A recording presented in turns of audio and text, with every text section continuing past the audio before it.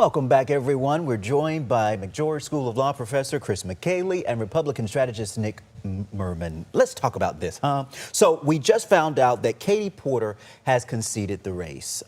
Just moments ago, Matt Mahan conceded as well, and Antonio Villaraigosa also conceded. Why? Because you're seeing the results come in. We have heard now from Steve Hilton, and we also just heard from Xavier Becerra. I want to go to our panelists and get your feeling for what you thought of what you heard from Steve Hilton as well as Xavier Becerra. Well, I think with Xavier Becerra, I think first you heard probably the next governor of California. And also he was clearly speaking to his base, all of the Democratic hot button issues. And I think in turn, Steve Hilton did much of the same, talking about not just workers, but certainly business.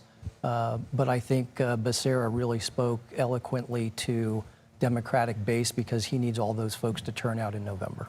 Nick, talk to me, because I mean, when we look at this, we heard Steve trying to make the case that change is coming, but then we see Xavier Becerra step out and say that change essentially is here. You know what I mean? In the speech that Becerra gave, it's really interesting to compare and contrast that to, I don't know, the angry tirade that Tom Steyer had earlier this evening, which was just an airing of grievances. It was like a Festivus at the Costanza's house, right? Like, just, it was really unbelievable to have this angry white guy just kind of lecture everyone about the evils of corporations and businesses and everyone that came out against him, and contrast that with the Becerra speech, which really is an amazing story. The guy was polling at 4% 8 weeks ago and was asked to drop out of this race, and now, to Chris's point, is likely the next governor of this state.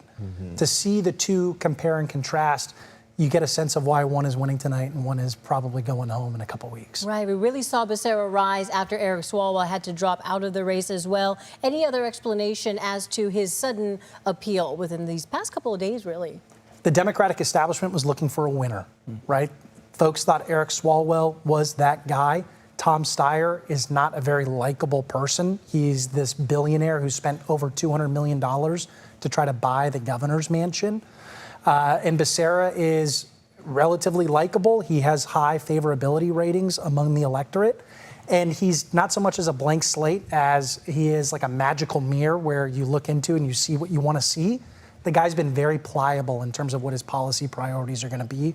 It's going to be very interesting to watch over the next several months his policy priorities start to solidify and see what he's actually going to do for the next 4 years. Right. To that point, strategically speaking, what are some of the challenges you think Becerra may face? I've heard AG also stands for aspiring governor as well, so he seems very poised for that role. But what do you anticipate, since he does have a long track record in politics, especially with the Biden administration as well, and Newsom? Well, he was also a statewide official, being one of the 8 constitutional officers as Attorney General, a member of Congress. I think the voters were looking for some stability and a known quantity. And so I think after Swalwell dropped out, attention really turned to him. And again, he was a known quantity and somebody who probably is not going to rock the boat, certainly not to the tune of Tom Steyer, who appeared to be, willing to accede to everyone's demand. Everyone that he appeared before, he was offering whatever was on their plate, whatever they desired. So, talk to me about the whole phenomenon that we've been talking about throughout the evening, and that is this ballot clutching, that you had so many Democrats especially who waited to vote, trying to see how this thing was going to shake out, that it was voting with your head over your heart, if you will, that perhaps you had another candidate that you wanted to go with, but like you mentioned, they wanted to see who could and would win. Well, we've had a very interesting primary. A year and a half ago, Katie Porter was hands down the leader and clearly ended up in the single-digit range. Ultimately, we had quite the colossal failure of the Swalwell campaign. And so I think, again, folks were wondering, is there another proverbial shoe to drop or not? So I think that caused a lot of voters. Now, you're asking somebody who returned his ballot about 3 weeks ago. But I think in talking a lot of folks, a lot of voters out there, many of them were in fact waiting to see, is there anything else that's going to come out on any of these candidates that might push me in one direction or another? And to that point, I want you to be able to weigh in, because as you're starting to see these results, does anything surprise you? The fact that Steyer has not gained as much as he has in these early results compared to some of the polling that we've seen over the last week or so is surprising.